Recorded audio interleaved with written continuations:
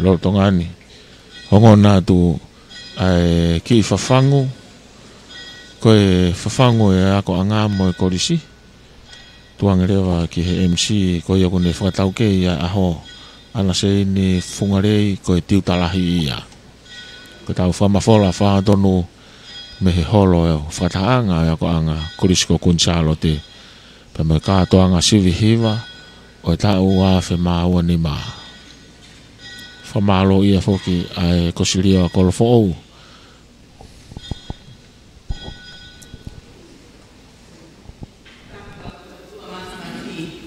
o kuni afio iho tau lotonga. Tapu kele tupu ai lotu mo e ako. Tapu pea mo e tamatui o e otutonga. Tama ko tupo wono. Tapu pea mo e kuini o e taloni. Kuina naspau. Tapu ke he tamasipi nis kalauni. Pilinisi tupo utoa uluka alala. Pea mo e hou eike o e fonua. Tapu mo taula eike o kuinsalote, mo e whare matapure. Tapu atu, pe mo e whaiwhekau. Whaiwhekau, toke tā mele ana puloka, ka koe whakawhe whakalangilangi, o e kato anga sivihiva ai koris kuinsalote, he hengi o e senturi. Tapu mo e ongo whaiwhekau, ka koe ongo whakamau e ahoni, whaiwhekau tu talewa lolohea, pea mohono toko ni Amelia Hufanga. Tapu mo e Palestini ako, whaiwhekau toke tā unga tea whonua kata. Tapu mo leiti Luciane Luani, mo e hou eiki whakawhe. Ka koe kausea, o e ngahi komiti ngā ue, o e koristu tuku, he te ue o e sentuli.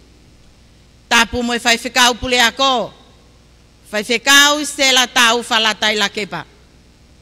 Tapu mo e ongo tokon pule ako. Tangata eik whaiwhekau. Pea mo kau ngā au e koto ape o e kolisi. Tapu mo e mātua tau hi whanau.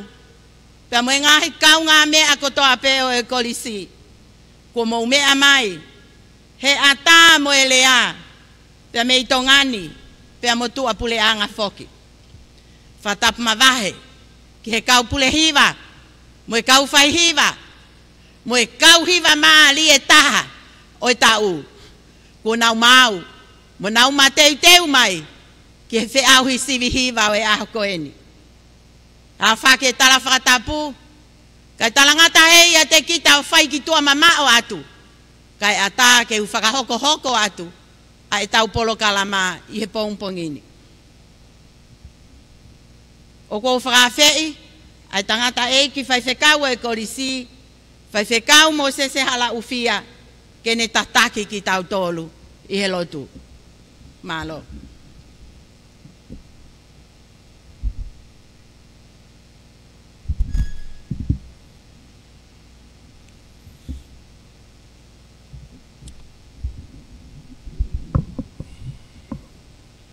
Kawei ngā ai korisku insalo te ki he tau whakakoloa koen whai ho whina ngalo ia.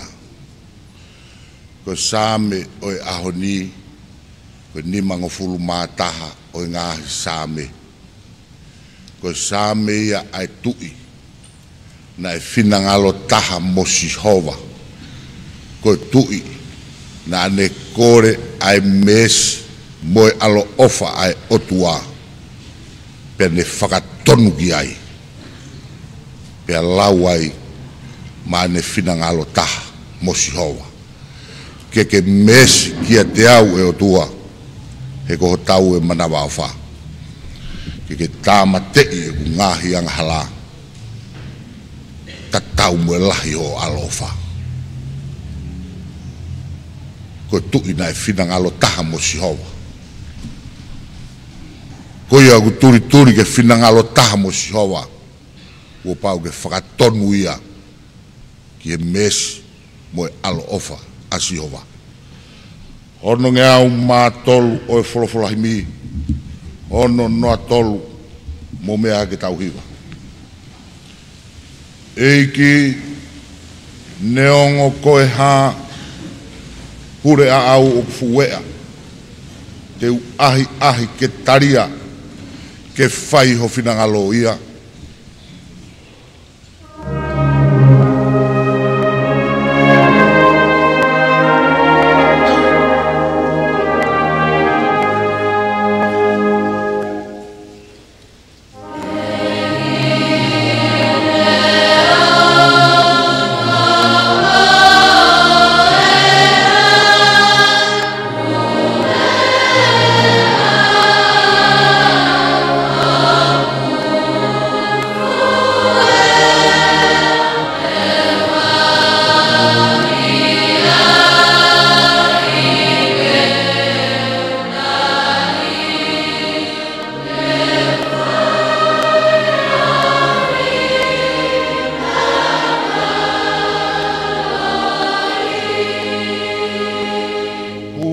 mai ke utue noa masiva he mea manakoa te ahi ke taria ke fai ho finangalo ia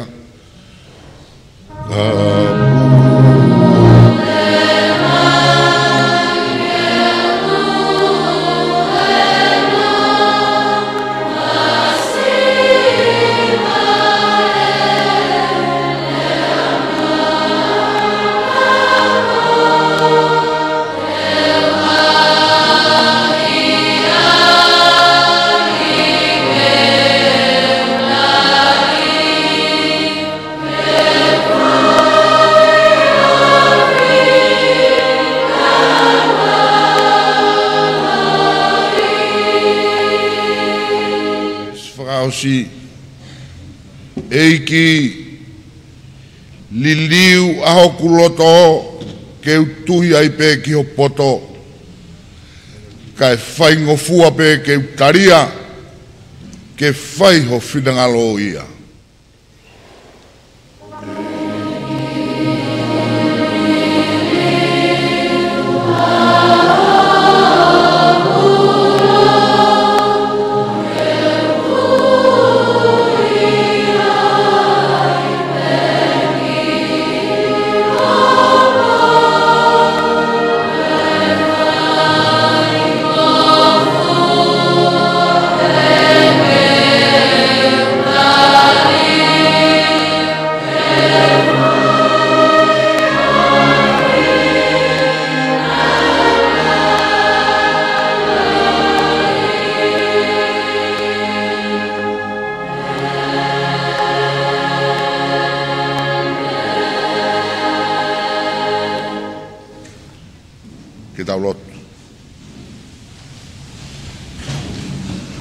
e o tua mafi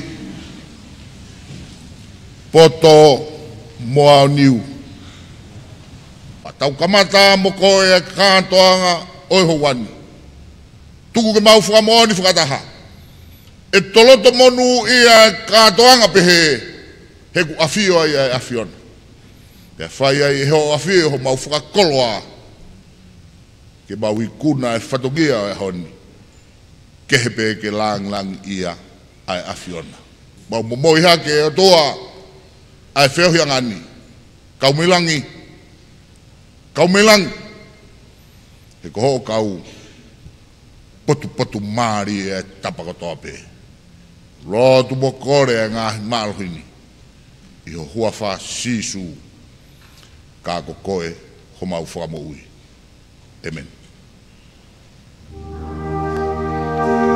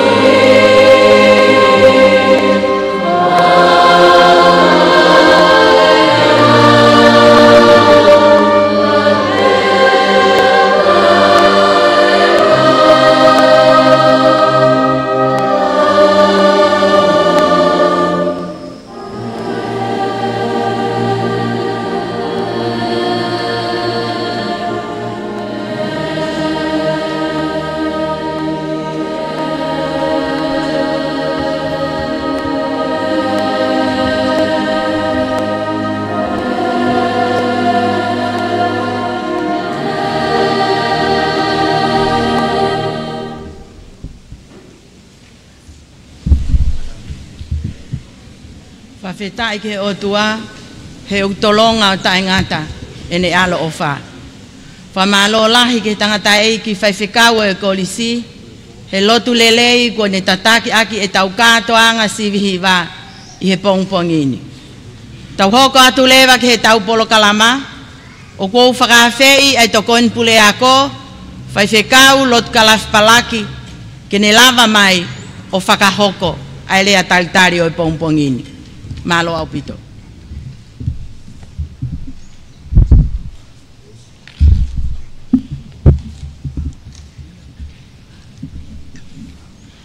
Tapa moe a fio ai o tua, i o tau lotolotonga. Whatapu ki he whawhalanglangi, o e kātoanga si vihiwa e Kolis Kunsalo te, i hono tau hiwango fulu mahiwa. Taula e ki o Kunsalo te, tuku ke uhu whangatu, he tala whakatap kakato, ko kamata aki ai katoa ngani. Kai ata mo fine motuani. Kene whakafofo ngātu. Ai whaiwhekau pule ako. Mo ene kau ngawe. Mo e ako lolotonga. I he lea taritari. O katoa ngawe ahoni. Ko e ahoni. Na e whakotutu upe. He koe porokalama pau, ai ako i hono whaita. Kau whatahapa mo e lotu o e pongpongini, he whakawheta i laike o tua, a ene whakahoko, ai ahoni. Ok mau taritari fie ai, ai whaiwhekau, toke tā mele ana mai moa puloka. Koe whawhalanglangi o i katoa ngani. Ka koe pule ako malolo o i Kolis Kunsalo te. Pia moe pa esteni ako malolo o i Potungaue aisiasi. Maulawe i pe, whaiwhekau, ai lahi ngai whatongia. Ka mau lang ia. Pea mau hakai lang tau. Iho o tari lele ia e whakawhe. O i katoanga e ahoni. Ka ke mea mai o whakalang i. Ko eni pe whatongia. O teu iki ai ai whewhine. O siasi. Ke poto. I he mea kotoa he tapa o ene mo ui. Ko tui koe ahoni, te ke manatu, ki he kuohiri. Ka mau ahi pe, ke oua na hama ai tahine Kolis Kunsalo te, i he ngahi teu whewhine, o whai e siasi, whamoe ako. O mau taritari whiawhia, leiti Luciane Luani, ka mae hou eiki, ko mea mai, koe mata i koloa, ma e Kolis Lolotonga, pia moe katoa ngawe ahoni. Mau taritari lelei, Palestine ako, ai sasue siliana. Whaiwhekau toke tā, unga te awhonua kata. Tau mai ni, o masiva ngai whatongia, i he ofisi, ka koho mea mai, maulang monu ia e whanau, he kuke whakafofonga i mai. Ai Palestine o siasi, ka mai kautaki ako, ai siasi, pia mau whiawhia, mo whawhetai ai. O mau taritari whiawhia, ai ongo whakamau o e ahoni. Pai whekau tu ta lewa lolohea, koe tiu ta lahi malolo, ai Kolisi. Pehe kia Amelia hufanga ko Kolis tutuku. Mau whiawhia o mo lava rerei mai. O ki kai pehe o ku taefe unga nai e mau teu more ke mamao. Ka mau whiri i pe heng o senturi ki ongo Kolis tutukuni. Tena whai pe hawakai ke anga e teu ai pule ako mo ene whanau ako. Mau tari fia foki, vai ola palu ka mai kostutuku, mo loto lelei ke mo mea mai ke tau kauwhataha i he maalari o katoanga e ahoni.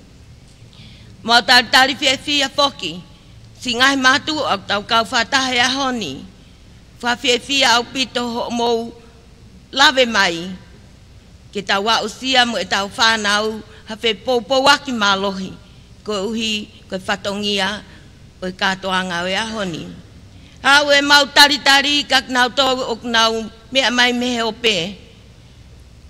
Whatawange pe, ko e ahoni mohono katoanga, o ki kai ko e sivihiva, ka ko e tau hiva, ke tau whalanglangi e otua, i ho tau ngai whatongia o tau whai i taimi, ki i taniti.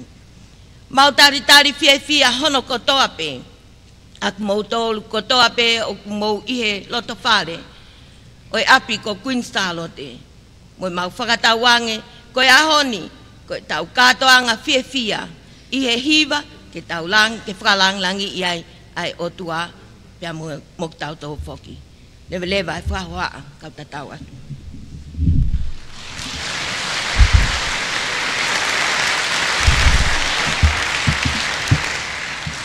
Whamalo lahi, ke whaiwhekau tokon pule ako, he whakakato e lea talitari, o e katoanga sivihiva e koriskuinsalo te, i he tau whakolo ako eni.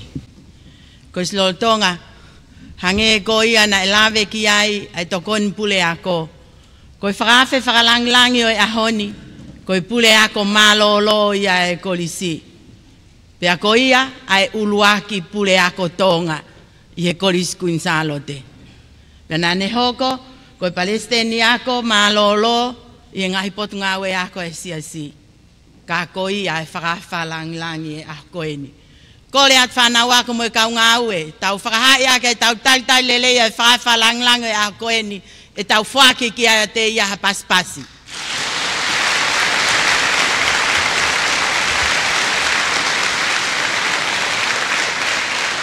Malo au pito. O kou whakawhei, ai ongo whakamau e ahoko eni, ke nā kātā ki whakamole mole, ka nā lava mai ki he nā tēpile. Ko isi lolotonga, ko e ongo whakamau e ahoko eni, ko e taki, ko whaiwhekau, tu ta lewa lolohea, ko e tiu talahi mālolo ia o e kolisi. O kune lolotonga whakahoko whatongia, i hono tauhi o e whanau ako whewhine i he apiko nā fualu pea mo e korisko si atou tai. Ko e tokoni whakamau, ko Ameria huwhanga, ko e whaihiwa pule ia, ai wahe loto. Fukauhiwa toko lahi ko ia ai wahe loto i he Septema, ko e hono whaihiwa eni ko Ameria huwhanga. Kātaki, tau whaki ange mua ha paspas, tai tari aki, ai ongo whakamau i e pompongi.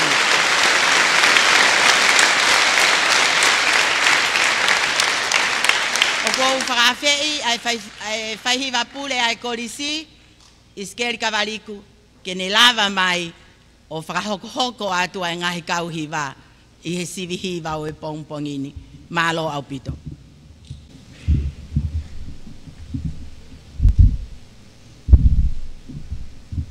Tap mo e awhia e o tua mawhia o tau lotolotong. Tap mo Lady Luciane Luan, mo Hawaii. Tap mo e whaifkau, whawhalanglang e ahon, tuke tā mleana plok, Palestini ako mālolo, ka koe puri ako mālolo, ka koe sea whokiene ko mit ngā ue, ai koristutuku, o e teu atu. Ki he senturi o i kolisi he tau who'ou.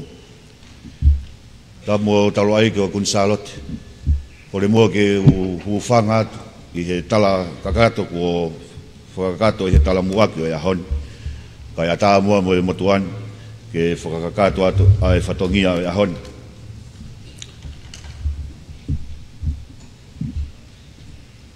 Ko e lawe i beo ku mo fie whanonga mō tolu ke hiwa i he taimin, Kai tungu mo ke ki whakatau kei no watu pe, ai tukunga o e aho koe ni.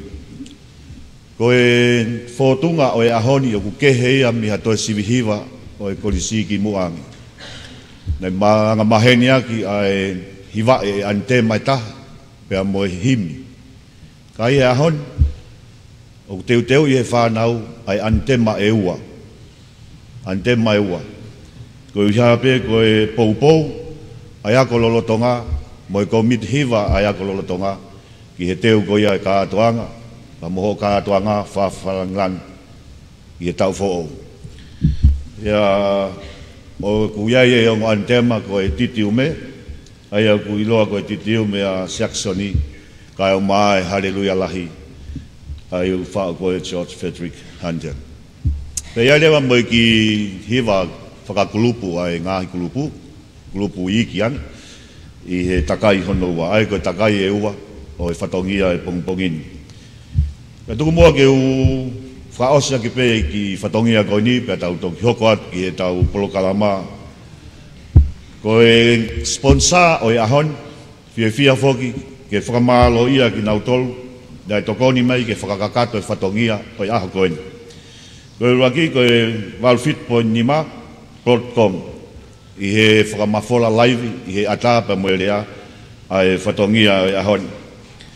Ko e letio pa mo e whakamafola e kalofiama o e amanaki, pia me office toketa moritoni. Pe he foki e whakamalo ki he 8 minister ngahi ngau e whakaloto whanua, pia mo e mia. Ka koe sea ia, o ko sirio, ai kolis kunsalo te, ko ona po sina i takala tuitahi. Mamalo foki hen ki a li net maaswaka, ka koe matapure urak, ka mo i iftutuku, ka me i Amerika. Pea pehe foki ki he kentin, ai kolis kunsalo te, o nautol ko toa ia ka sponsor, o makatuunga mea ia i lava ke whakakakato e whatongia koe he pongpongini. Ko kore atu mua ke tau paspasi mua kau sponsor, ma roto lelei ke pai e tau sirihiwa i e aha koen.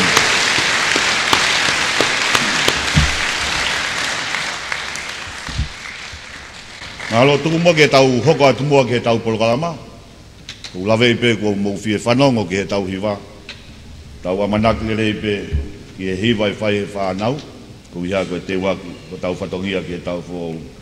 Ko e kulupiwa whika uraki o e ahon, ko e kulupiwa ia whakahingoa ai hingoa ko e fia. Ko e whai hiwa ko talaheu pi fleti, pia ko e pure hiwa ko maa ata pauri. Kadaka mo paspasi mai, kulupiwa whika uraki o e ahon.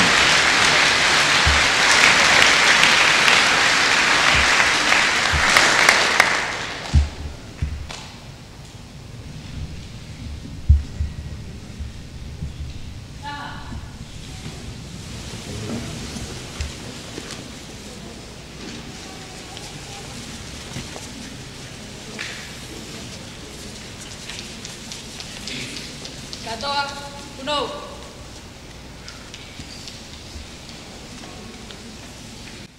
Whai hiwa, talaheu, piflet. Te nauraki hiwa i atu, ai antema ko e titiume.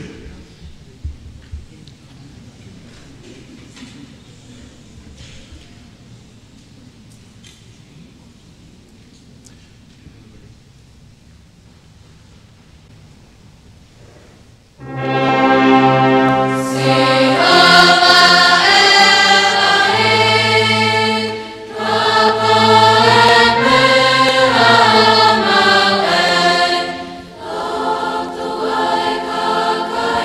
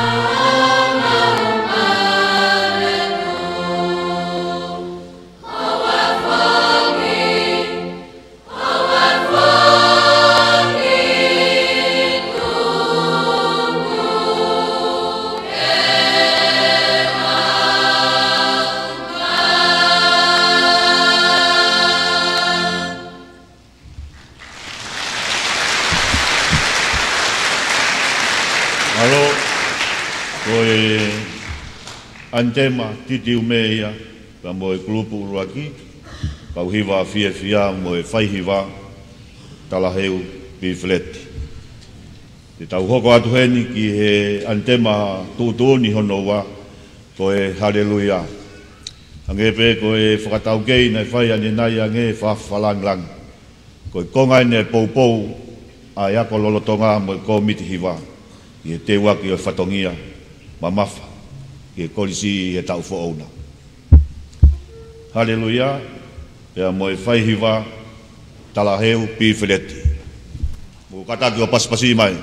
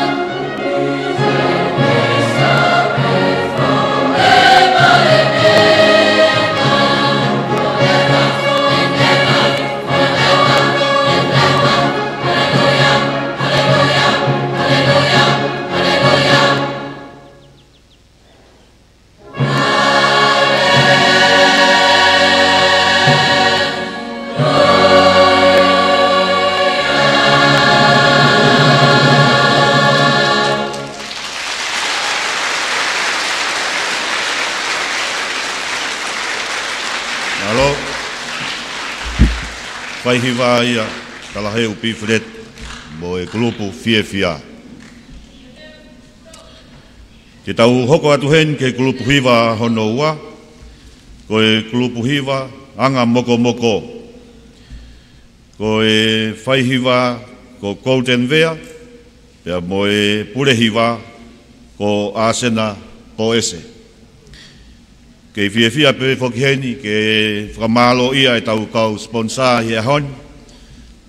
Broadcom Walfit Poine Nima, kalau fiama e amanaki, eik minista e ngau e whakaloto whanua, o na po sinai takala tuitah. Pe fokia linet maas waka, matapure wak mo if tutuk pa me Amerika. Pe fokia kentin e kolisi, ia fokia pa mo sponsor e taha whawhalanglang ko ofa hafoka katoa, ko e whahiwalahi e kakai whewhine sau tātā wahi whanua nusila, ka uma ko e ulaki if tutuk, ko e if tutuk ko e ulaki ka wifi e koriskun salote, ka uma sies liri katoa ko if tutuk. Whakamaloat i he tokoni mai, ke sponsor ai tau ngawe i he ahon. Me whakamalo ia whakenia na mautol ko toa pe, kau tai whanau, mai kau whaifkau malolo, lolo ngā whatongia ia hon, ka tau kau whakataha i he fia, ko hia ko hiwa e tau whanau, mo e teu wat ki e senturio e tau whao. Kulupu hiwa, anga moko moko, mo e pure hiwa, Asena ho ese.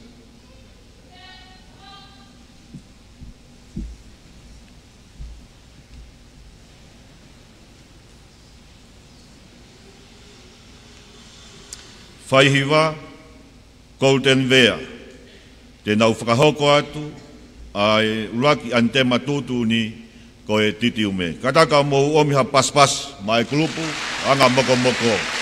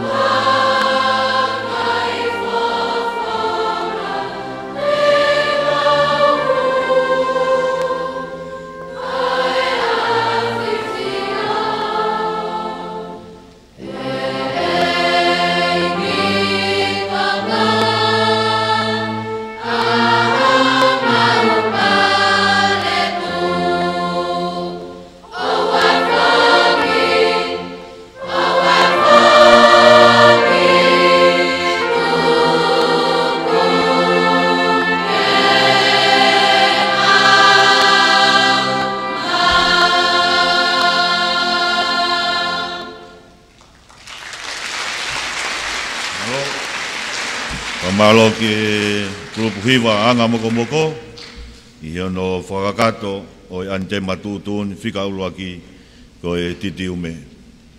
Te tau hoko atu lewa heni ke ante matutun i hono wa ko e haleluya pia mo e whaihiwa ko Golden Vea. Kataka mo to e pasipasi mai ai grupu hiwa anga moko mo e whaihiwa Golden Vea.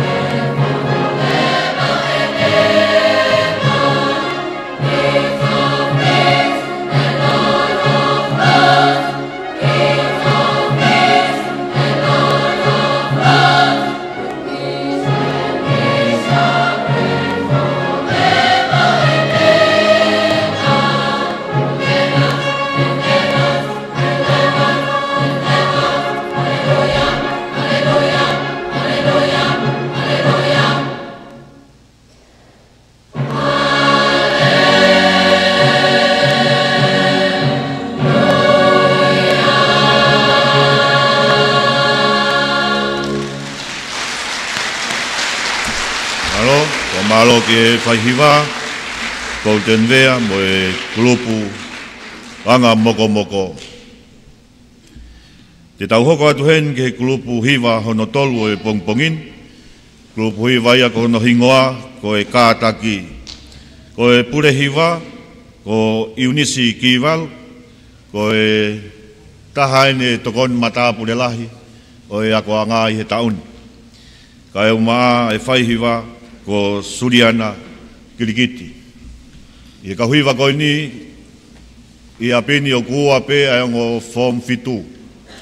Pea koe kauhiwa koe ni, koe form fitu wai e taha huluni mai, i he kauhiwa koe ni, kulupu, kātaki. Ke i whamalo ia pe whoki hen, ai tau kau sponsor ia hon, wal fit poine nima, kalo fiama ia manaki, ek minister ngā ue whakaloto whanua, o na po sinai takala tuitahi. Ve fokia lineti mas vaka, mata bule rak pa mo iftutuk pa mi Amerika. Ve fokia kentina e kolisi. Ya ve fokia ofa hafoka katoa, ko fahiwalahi ka kai fefine sau tata vai fonua nusila. Ko iftutuku ia o ulak ka wifi a kolisi kunsalo te. Ve fokia ki hono ofefine ko sies liri katoa, ko iftutuku pe moia. I kolisi kunsalo te pe mi nusila. Kulupu, hiwa hono tolu koe kātaki, pia moe pure hiwa Iunisi Kival.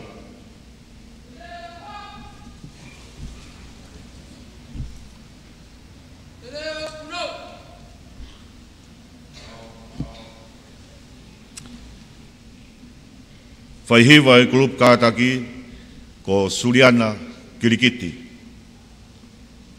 Te naulak i hiwai atu, ai antema tutun whikauraki ko e titi ume. Kataka mo omha paspas, mai kulup hiwa hono tolu e hon kulupu kātaki.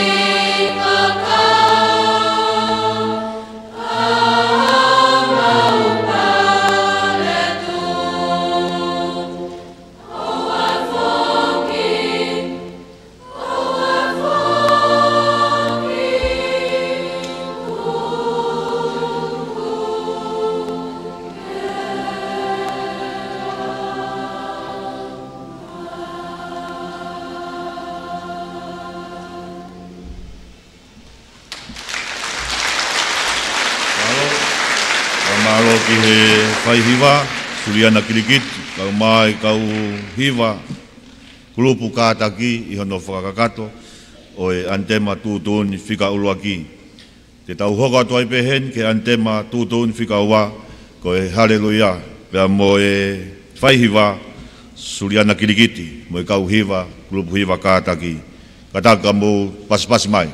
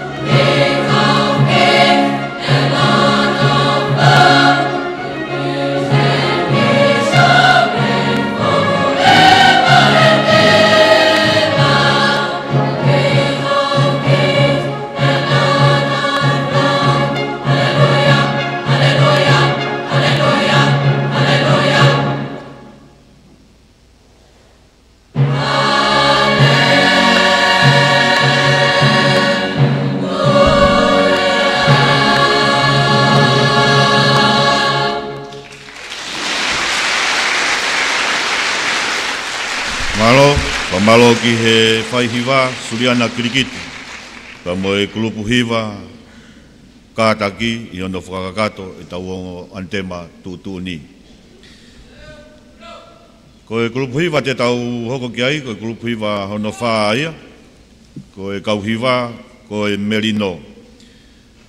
Ko e pure hiwa, ko tinamoni whakaos wholau, pea ko e whai hiwa, ko meriame potesio, mo e grupu hiwa, merino. Whafufonga pe fo ke whakamalo, ke kau sponsor e ahon, mai whakamalo ia, whawhalanglang, ai mo ke mea wholoa hen, ke whakalanglangi, ai kātoanga sivihiwa e Koriskun Salote, i he tau koen. Whamalo atu e kau Koristutuku, mo lawa mai o pou mai, ke whatongiani e ahon, whafofonga atu e whakamalo, pe me komitihiwa, ai Koriskun Salote i he taun. Grupu hiwa utawa mana ki ai, ko grupu hiwa merino, pea mo e pure hiwa ko tinamoni whakaos wholau.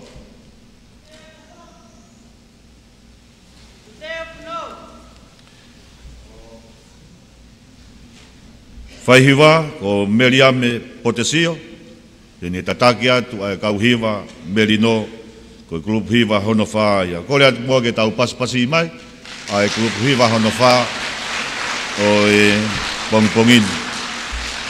Tenau uraki hiwa i atu ai antema tūtun whika uraki ko e titi ume.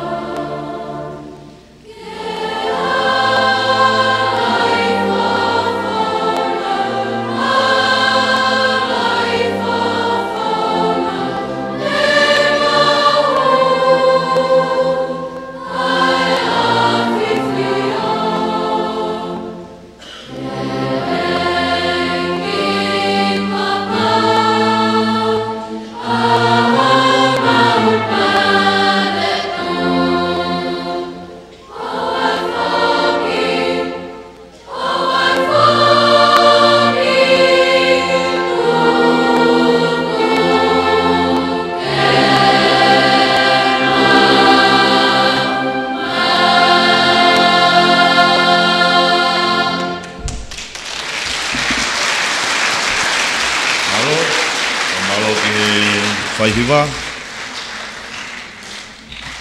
melia me potesio, I he whakakato, ai antema tuo ni whikaruaki, ko e titi ume, mo e kauhiwa, melino.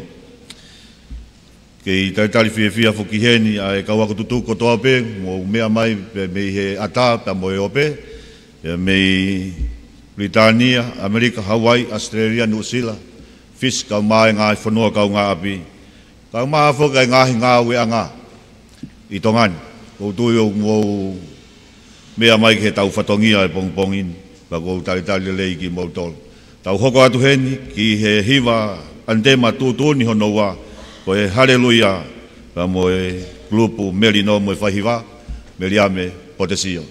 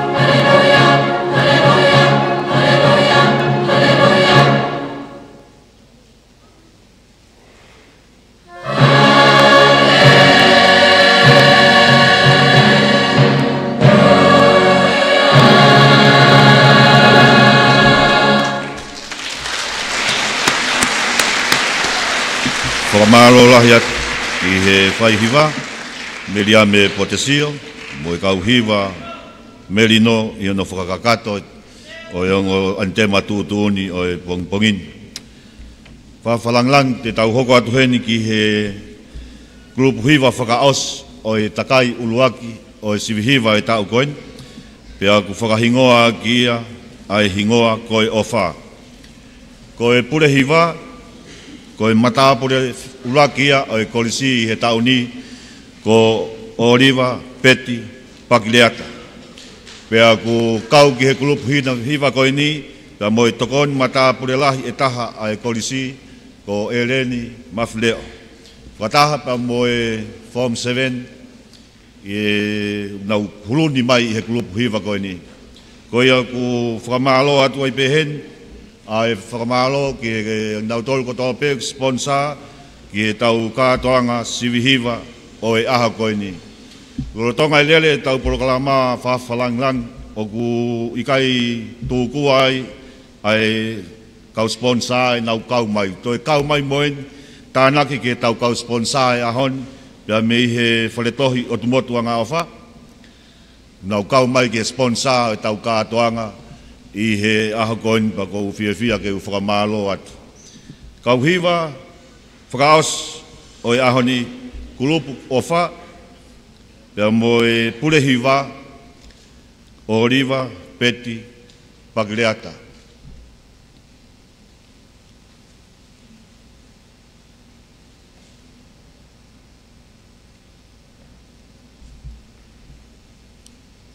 Ko e whai hiva, ko Sepiuta, Kawaliku. Tēnau whakahoko atu ai uraki antema tūtū ni, ko e titi ume. Katak kamu omia pas-pas mai klub hiva whakaos o iahon kulupu ofa.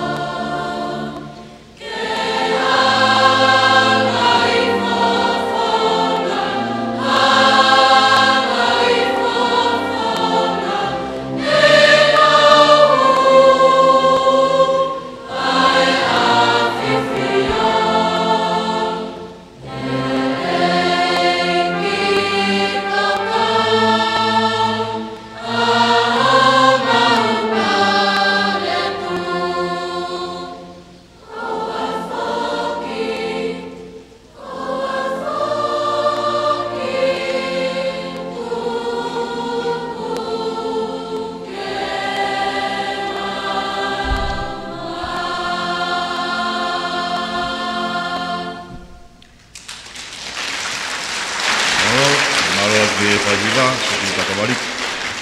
Ia mo e kauhiwa o wha, i ono whakahoko e ante matutun whika uruaki ko e titi ume. I tau hoko atu hen, ki e ante matutun hono wā, ko e haleluia. Ia mo e whaihiwa se piu takawariku, mo e kauhiwa o wha.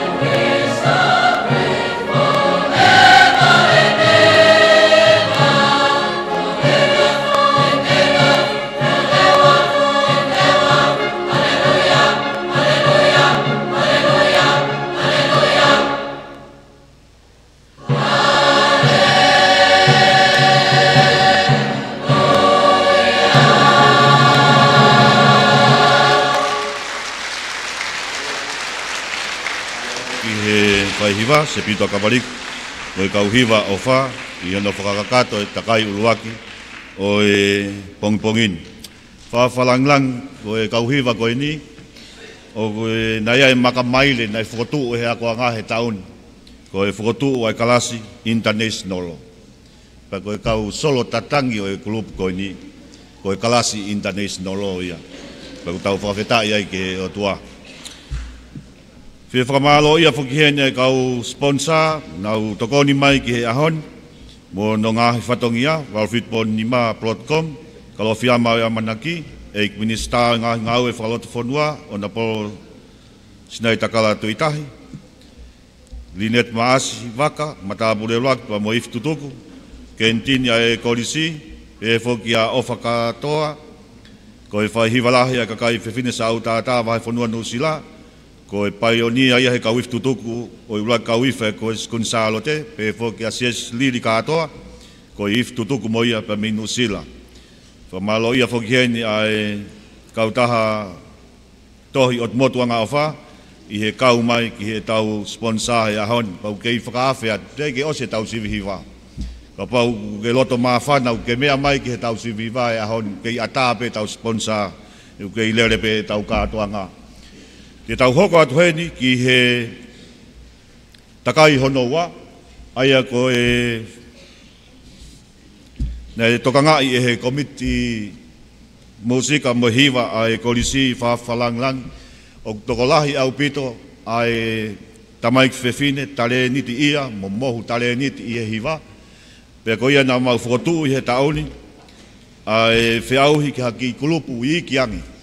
Pea ko ia te tau hoko atu ki ai, whakatatau ki he polokalama e ahon.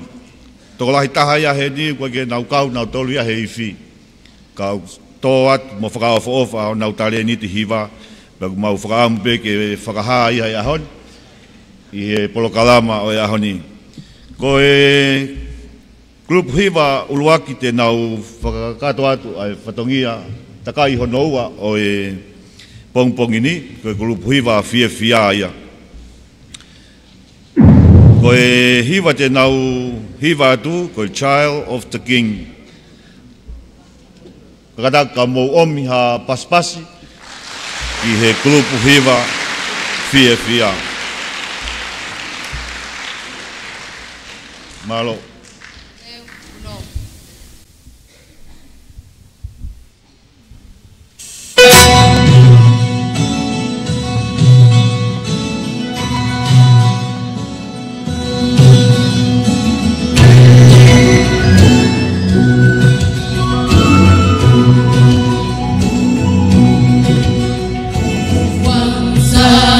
Was clothed in the rags of my sin, wretched and poor, lost and lonely within, but with wondrous compassion, the King of all kings and mighty and love took me under his wings.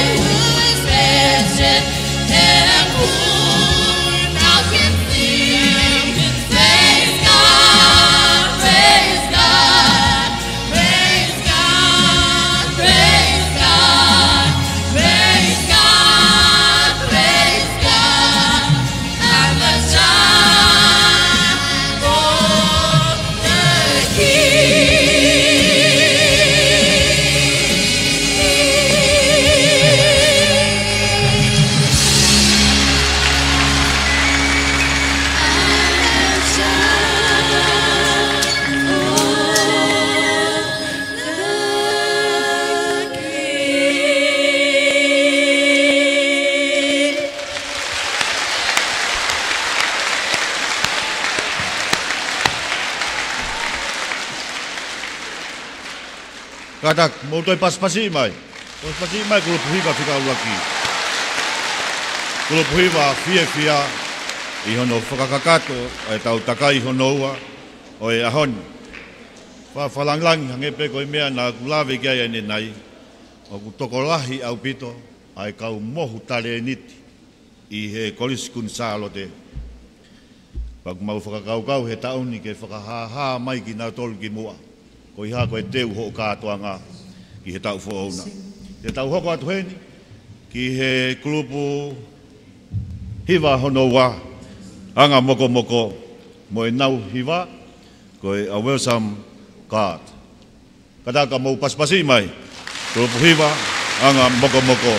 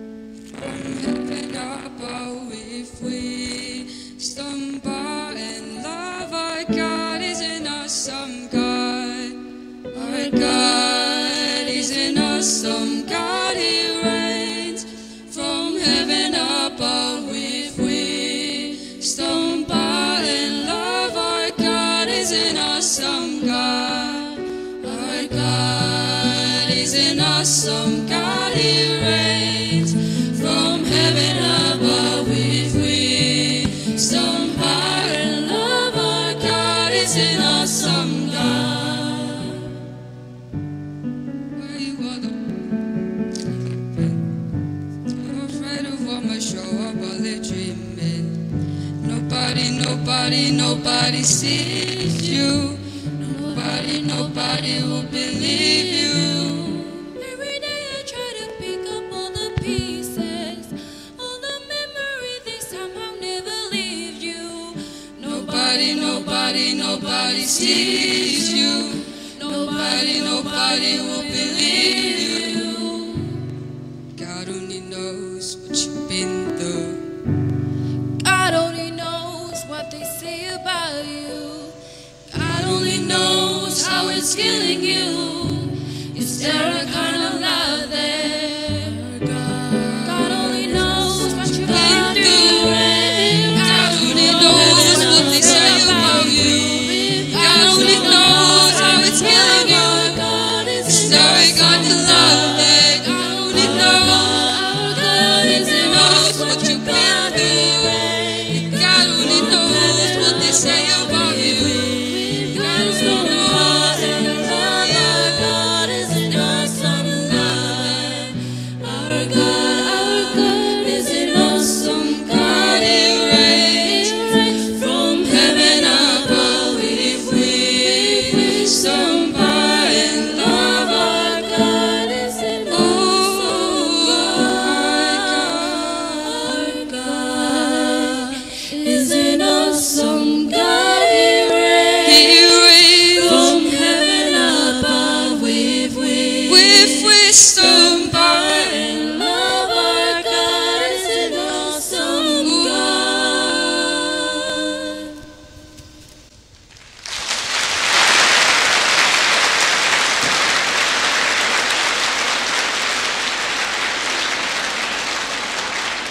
Pamalo ki grupu wanga moko I hono whakahauko e tau hiva I he takai hono wā. Te tau hokotai peheni ki he kauhiva kātaki. Kauhiva kātaki. Pea moe nauhiva I he pongpongini koe haleluia. Kataka mo paspasi mai. Grupu hiva kātaki. Pea moe nauhiva. Haleluia. Taki atu ai a Eunice, koe Eunice Kival, koe tokon mata pure lahi ai kolisi. Malo.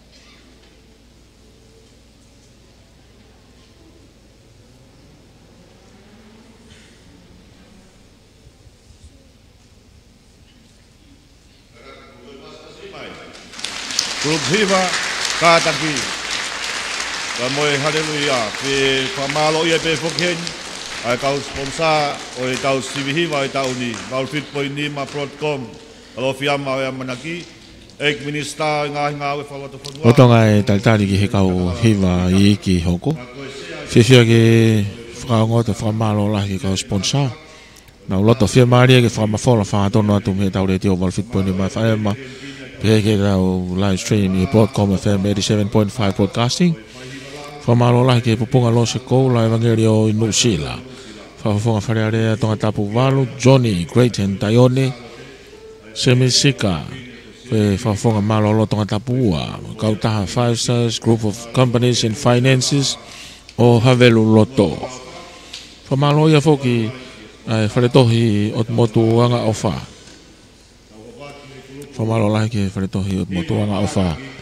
Hokara be ke he kulupu hiwa kātaki mo haleluya i he hawani.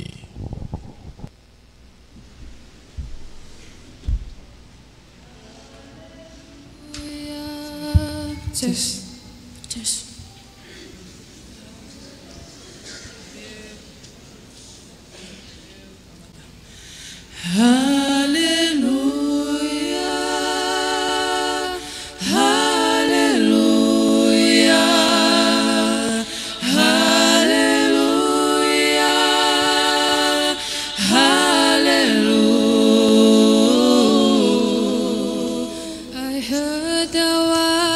Secret code that they will play and please the Lord, but you don't really care for music, do ya? It goes like this: the fourth, the fifth, the minor fall, and the major lead. The painful king composing hallelujah.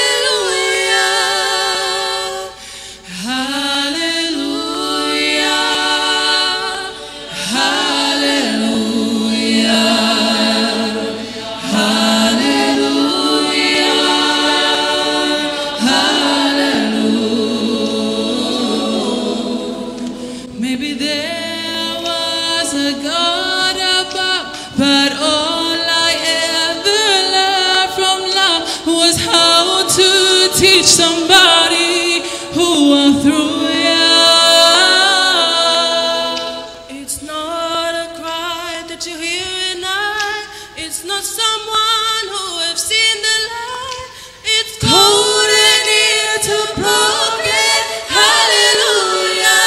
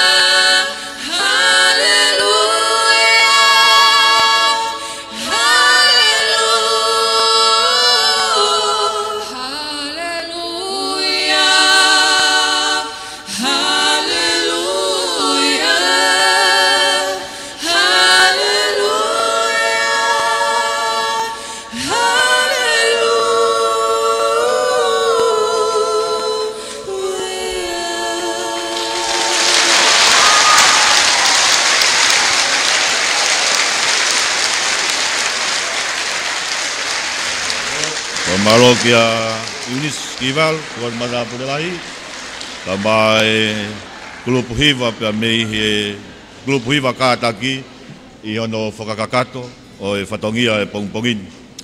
Te tau hoka atu hen ke grup hiva hoko ai ko e Merino, ko e hiva te nau hiva tuai o wha iau e sisu. Kataka mau paspasi mai, grup hiva Merino.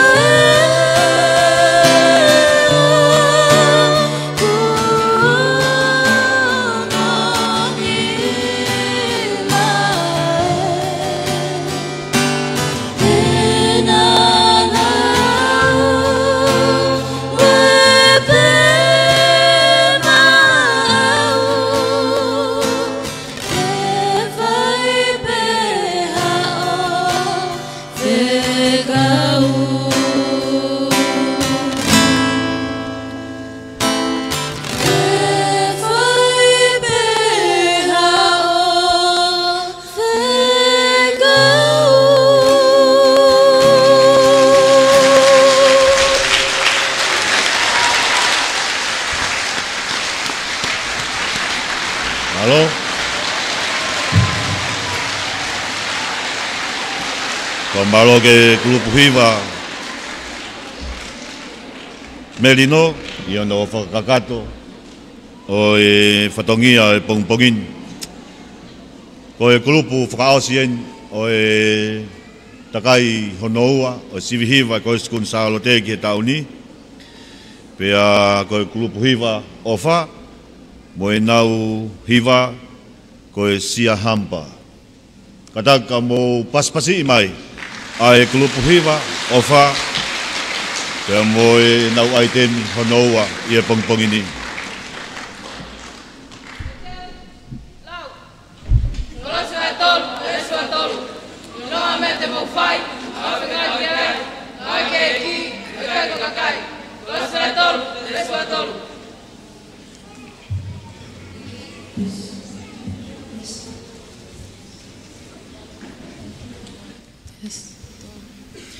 Siahambe kukaneni kwenko, siahambe kukaneni kwenko, siahambe kukaneni kwenko, siahambe kukaneni kwenko, siahamba, siahamba siahambe kukaneni kwenko, siahamba, siahamba siahambe kukaneni kwenko, fwahino hino kiatea ae alunga aho ofeka, fwahino hino kiatea ae alunga aho ofeka, beau tauhi, tauhi, tauhi beau tauhi eikikia, beau tauhi, tauhi, tauhi beau tauhi eikikia, o miha loto poto eki beau tauhi ho ola, o miha loto poto eki beau tauhi ho ola, io eki, eki, eki ke whaio whinangaloi, io eki, eki, eki ke whaio whinangaloi, siahambe kukaneni kwenko, siahambe kukaneni kwenko, siahambe kukaneni kwenko, siahambe kukaneni kwenko, siahamba, siahamba siahambe kukaneni kwenko, siahamba, hamba, siahamba siahambe kukaneni kwenko.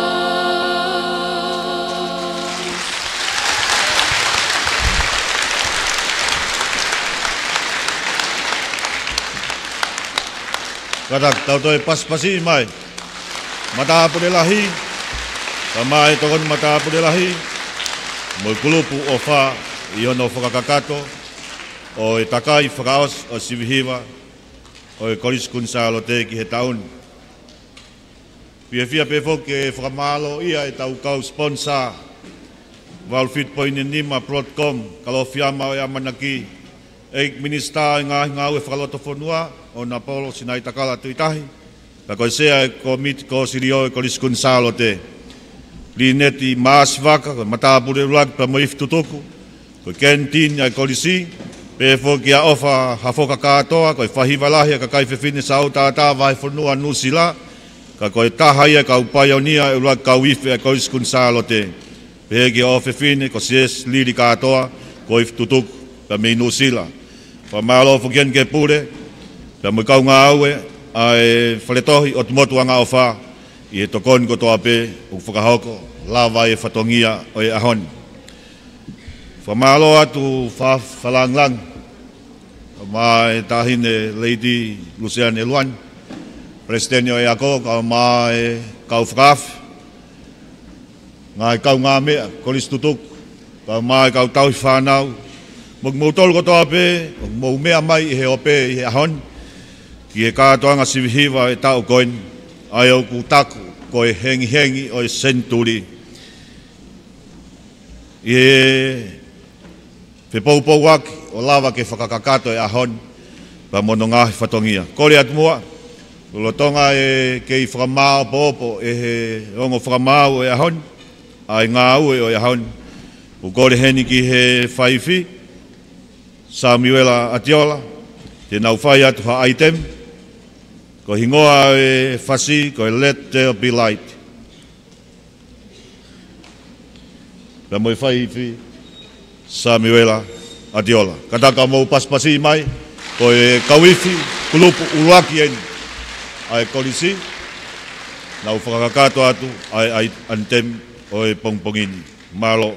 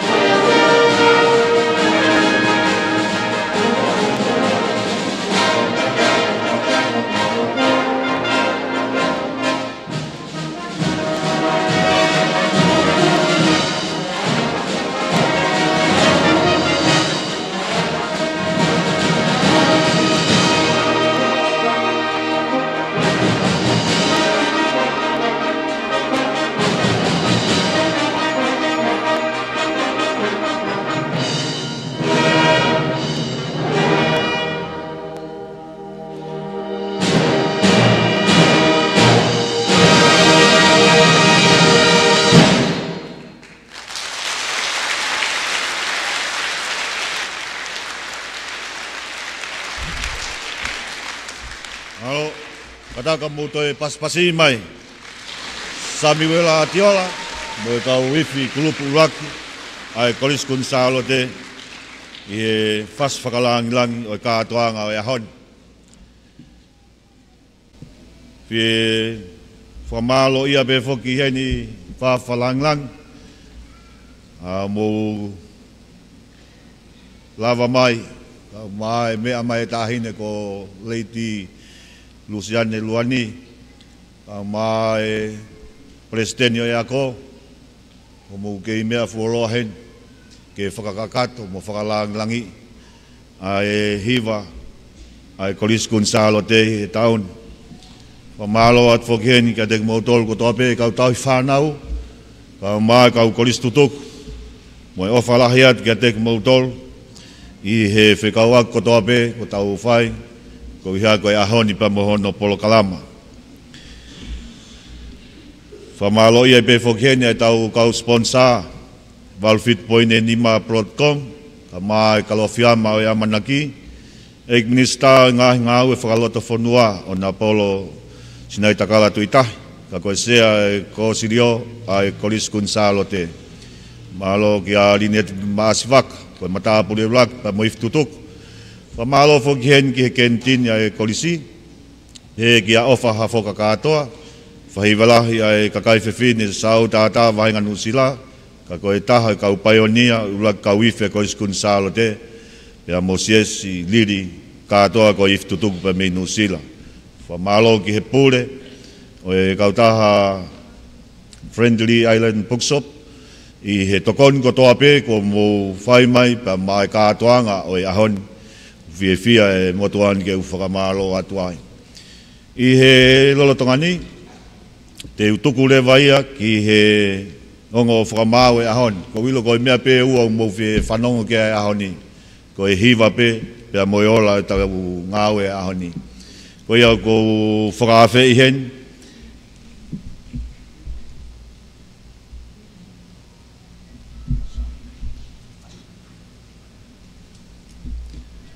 Ko rea tumua ke he pulotu, ke whas mai ha tau whoihim, ke tau taritalia, ke mau e whatongia e ongo whamau e ahon. Pea ka lava lelei pe ia ko whakawhe i ki naua, ke whakakakato e whatongia, o e ono whakaha o e ola, o e ngā ue, kua tau whia i he ahoni. Māloa bitu. Whamawhora whahatonu me he holo whatahaanga korisko kunsalo te. I hoata tua pure lulu eni, ko hono hongfulu mataha o September ta wanoa wanima. Ko polkalama ko katoanga sivi hiva a korisi lolo tonga. Aho whakawho whaini. Aho whakakoloa, whakamawhana, tare niti o e whanau ko tau inasia i ahoni. Hange koia koe polokalama ko whakaango atu MC o e ahoni. Ko takotaha kuni hanga whatau kei e tau ngā hi polokalama o e ahoni, iskeri kawariku. Lolo tongani, lo tonga whamaapopo he ongo whai sivi, ke ongo whakamau ia, o e sivi hiva e ahoni, whakau malolo, tutarewa lolo hea, pe foki kia Ameria hufanga, whamapopo e ngau e lahi, o e ahoni. Pe kai ngatai, vai a whewhia lahi, kei wongona tu, a hiku rea o e whanau ako he lolo tongani. Whamalo ia e kau sponsor, nau wangalelei, kai paanga e ngau e anga e hoatani, pupunga lose kou lau evangelio i Nusila, whafofonga wharearea o tongata Puwalu, Tony Creighton Dionis, MBC Kamekauta 5 Stars Group of Companies and Finances, me havelu loto, pe foki ki e wharetohi o tumotu wanga ofa. Hokata pe ke kau iwi mahiva.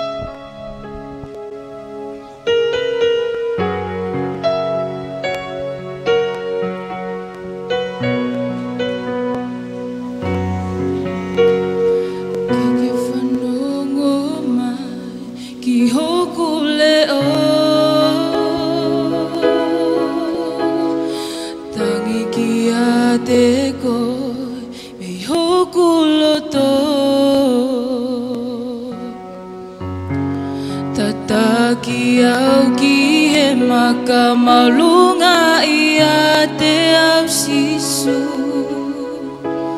ke whakatolonga mai sisu e koko e pe ke whanongo mai ki hoku leo tangi ki a te koe me hoku loto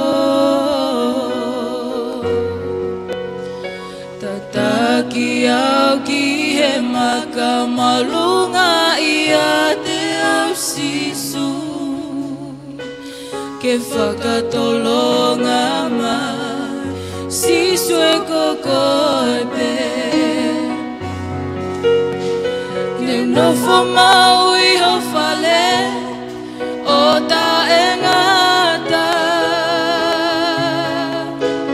Falalaki ho kapakau he o kumalu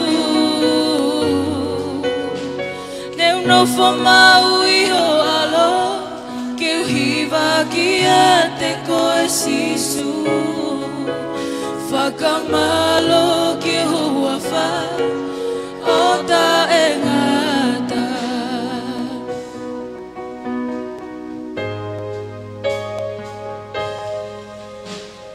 Whanongo mai siso ke e kukole Ungi atu mei he whanu o e mate Pesisu na ake mate ke hu ia e kuhi a kotoa pe ke ngafo mau I hawhale o ta e ngata Whalalaki o ka pakau he o kumalu ke unofo mau I ho alo ke uhiwa ki a te koe sisu whakamalo ki hua wha o ta e ngata ke unofo mau I ho whale o ta e ngata Falalaki ho kapakau he o kumalu Neu nofo mau I ho alo ke uhiwa ki a te koe sisu Whakamalo ki hua wha o ta e ngata Whakamalo ki hua wha o ta e ngata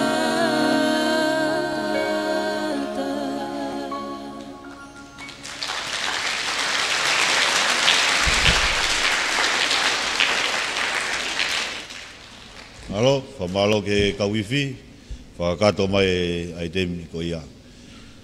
Whawhei le waheni e whaifkau, tu tare wa lolohea, whamore more moa, e lava mai o whakakata, ai whatongia, mo whakahaa e ola ngā aue, o e pongpongini. Kataka mo pasipasi mai, te talahi tutuku.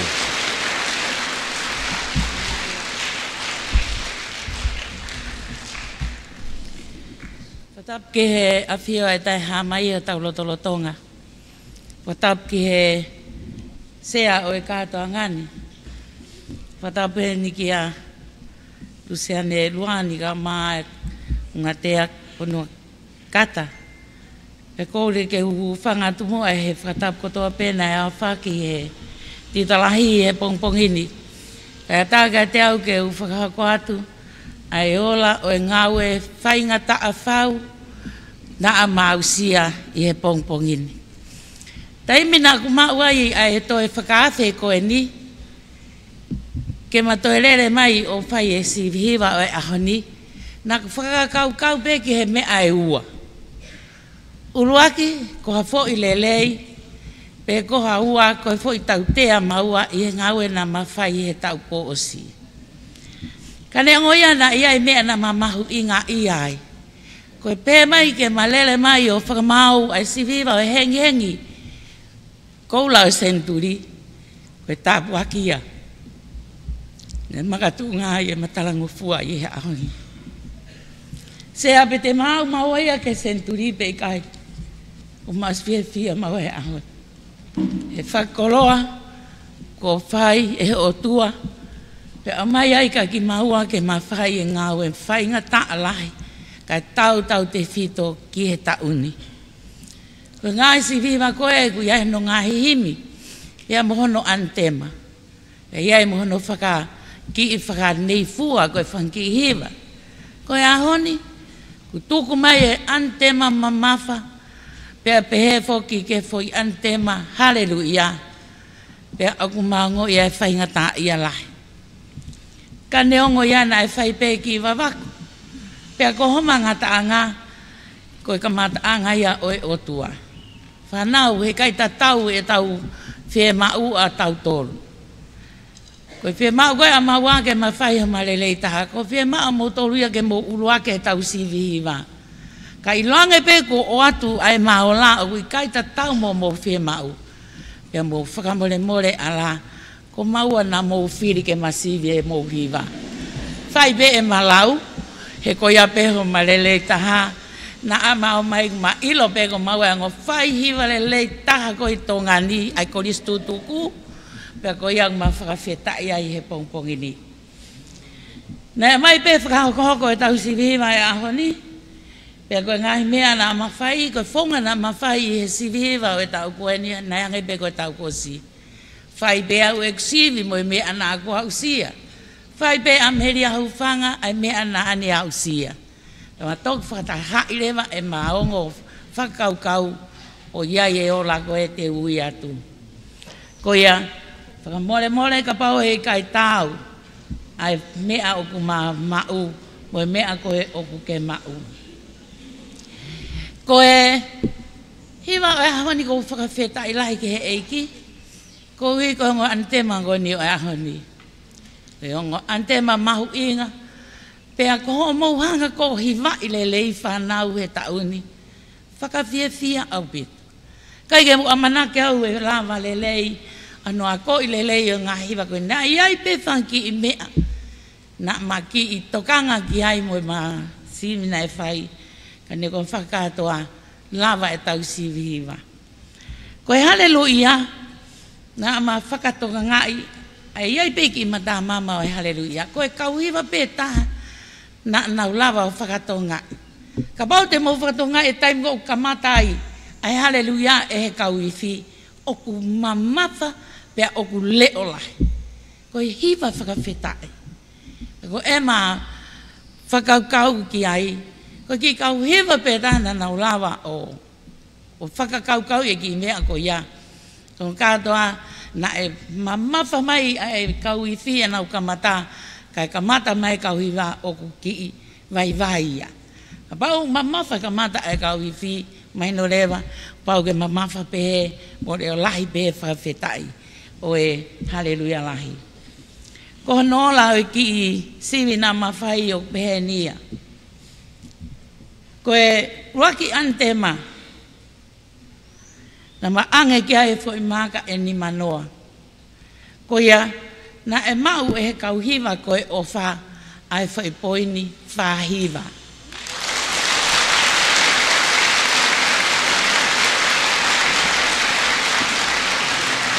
Koe uluaki koe I he haleluia. Na e angai mo e fo ni manoa.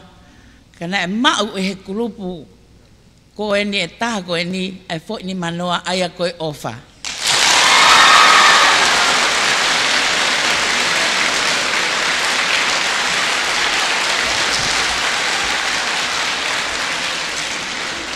Koe pare no tolu, koe uraki I he hiwa kulupu I ki. Nā ma whai pe ki I whainga ke ma ki au sia rea whapaparangi. Pea ma pe ke mawhanongo ke rea whakatonga. Kana ama maari e ia begi maua i e hiwa koe ai kurupu ofa.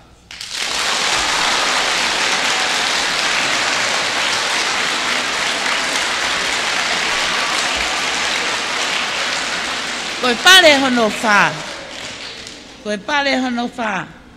Kurupu mautaha na maange ia ki he anga moko moko.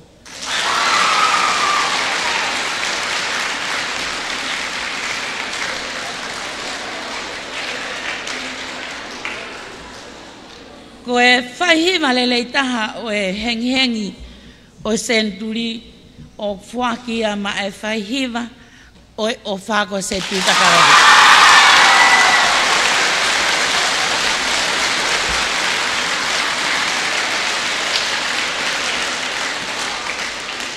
Koe maka whakatoa na maange ke tūki mua i he tausi viva, na maange ki ai e raki mo e ua mo e tolu. Koe tolu, na e whiunga ne poini mo e te au whango fulu maa fitu. Koe anga moko moko.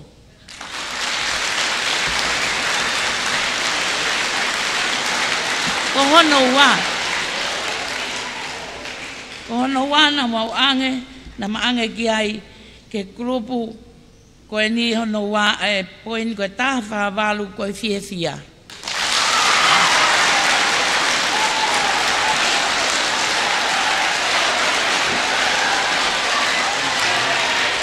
Koe grupu na nau i kuna a e tau sivihiwa i he tau ni na e whakia ke he tea, koe maka e te au whangofuru mahiwa, na e whakia ke grupu koe ofa.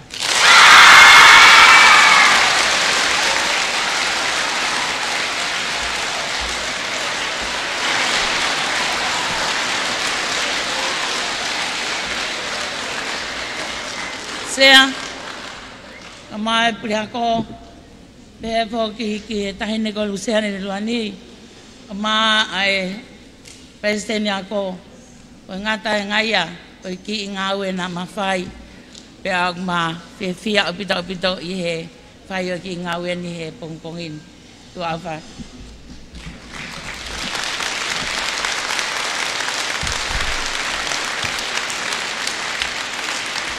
Kole atu tau toi ave ange ha paspasi ma e ongo fai sivi.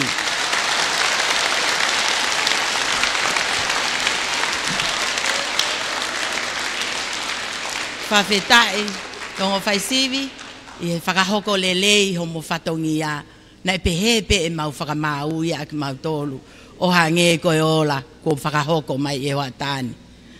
Whakatulau atu whakawhalanglangi kai tuku mua ke whai atua e kore whe matamu ani ke whei tuuna, ke kātaki mua pia ke whakamole mole, ka ke whoaki ange mua e ngahi pale, ko i kuna e he ngahi kulupu hiva, ko whakakakato i he hoa tāni, he kuo kakato ai ngā wea e ongo whai sivi, mālo au pito.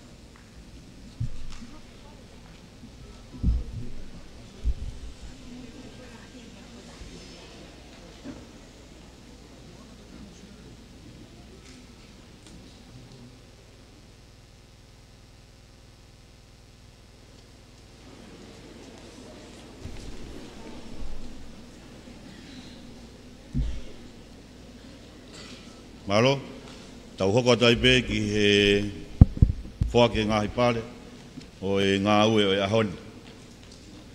Ange pe ko ia kua mou whanongoa i hono whakaha e he pure whakamau o e ahoni. Ke tau kamata mua kore atu mua ke kau pure whare, mou tolu koe ngahi pare, mou kataki mua whawave mai pe ki moan ke whakakakato. Ai whatongia. Hau whataha e pure whare, pia mo e whaihiwa. Ko e uruaki pare, o e sivihiwa i taun, o kawe ma e whare mautaha, ko e whare anga moko moko. Ko e whaihiwa, ko Golden Vea, ko e purehiwa, ko Asena, ko ese. Kataka mo paspas mai. Whoaki ki ai cash price, pāngai wangi au, whakataha pa mo e trophy.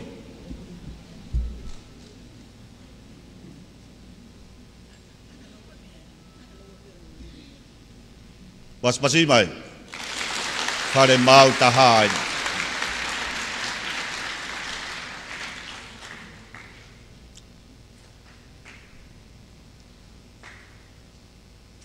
Ko pare hono hoko, ko e uluaki, i ono hiwai o e ante matutuni uluaki ko e titi ume, o whuaki ki ai e cash prize pangai uangiau, whakataha pa mo e trophy, o whuaki ia ke he grupu o wha. Kure hiwa, o riva, pet pakleat.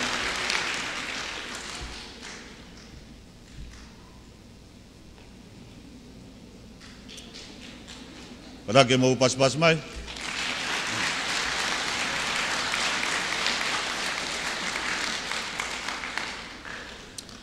Ko e pare hoko, ko e uluaki, i hono hiwai, o e antema tūtūni i hono wā, pe ko e haleluia, o whuaki kia e cash prize panga e uangi au, whakataha pia mo e trophy, o toi whuaki pe ia ki he whare o whā.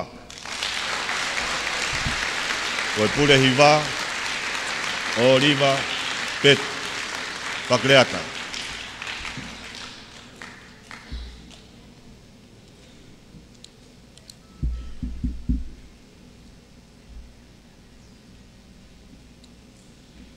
Ko e pare hoko, ko e hiwai whang klupu iki, o ku whaki ki ai e cash prize pangai te au, whakataha pa mo e trophy. O toi whaki pe moia i e whare o wha. Mo e pure hiwa, o riva, pet, pakleata.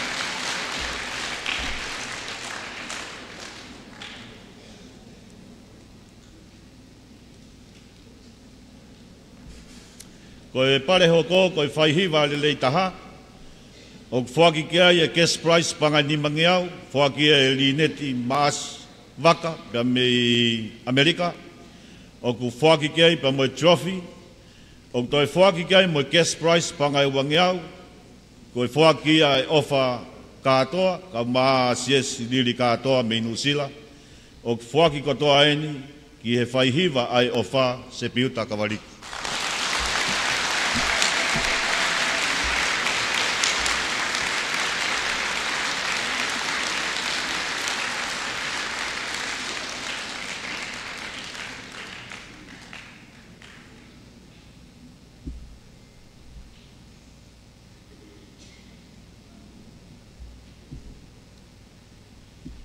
Malo, tau hoko atu le waini ke whakakatoa o e sivihiwa e ahoni. Ko e kauhiwa e nima, pia mahanga i he whika whaa, a e kulupu merino, pia mo e ka kulupu kātaki. O whaki kia teki naua,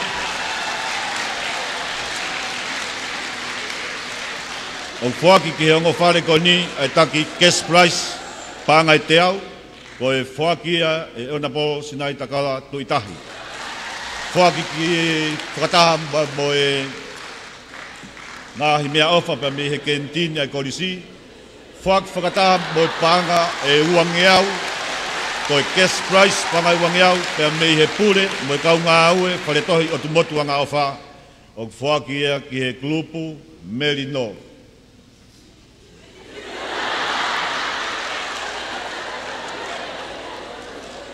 Pege grupo Tataki.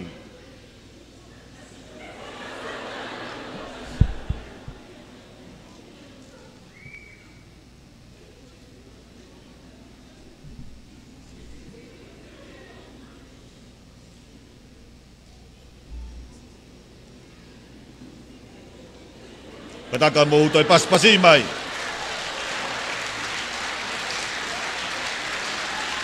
Grupo Merino. Mo e kulupu kātaki. Ko i tolu i e whakakātoa.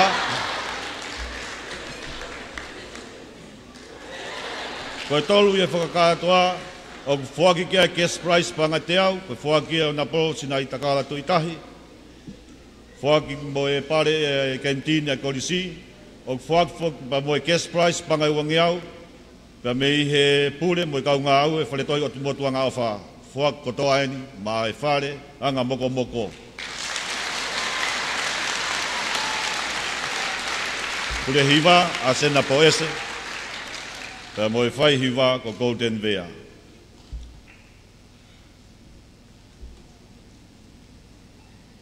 Katak mu pas mai.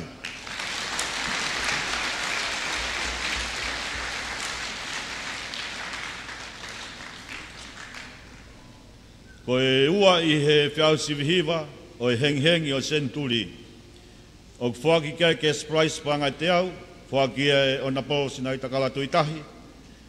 Ka umaa e kentini ai kolisi, ngā i puha mea ofa, pehe ki he ke Sprice pangai wangi au. Ko e whaki i he pule mo i kau ngā ue whale o tumotua ngā ofa. O whaki kotoa eni ki he whale kulupu hiva fie fia.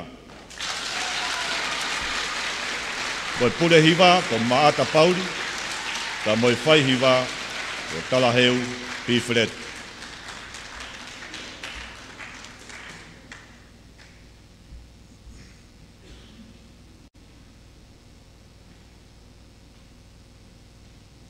Raka mo pas mai. Ko hiva fie fia, ko whika ua ia o e sivi hiva e tauni. Ko pare e whakaosi, o whaki ki ai, a e Cash Price pangai te au. Pea me ia Honourable sinai takala tuitahi, whaki mo e mea ofa e kentini a kolisi, o whaki ki ai pea mo e trophy, whaki pea mo e Cash Price pangai nimangi au, e li neti waka, ko e mataapu le whikauraki pea mo i fitutuku pea me i Amerika. O toi whaki ki ai mo e Cash Price pangai wangi au, ko whaki ia he pule, po kaunga au e whaletohi o tumotuanga o wha. O whaki kotoa en ki he tūki mua, o e sivi hiva e henghengi o Senturi, ki he kulupu hiva o wha. Ko e pule hiva, ko oriva peti patleata, ka mo e whai hiva, sepi uta kawariku. Kataka mo upasipasi mai, ko e tūki mua en, o e sivihiva e koriskun sālote ki e hengi o e seni tūri.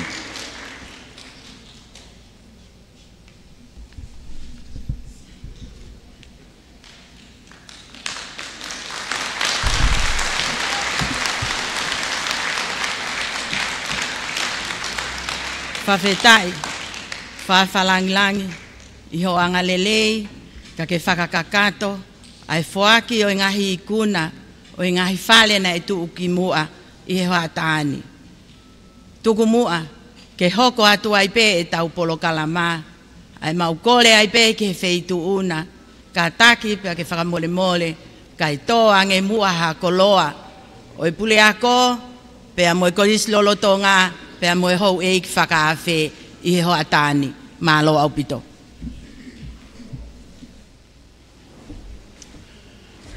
Hatap ki afia tua mafia tau loto tonga tua ka tamai ala malau mari ma on ko fatapu kene afio king tupono ka mai tani kuini kuina naspa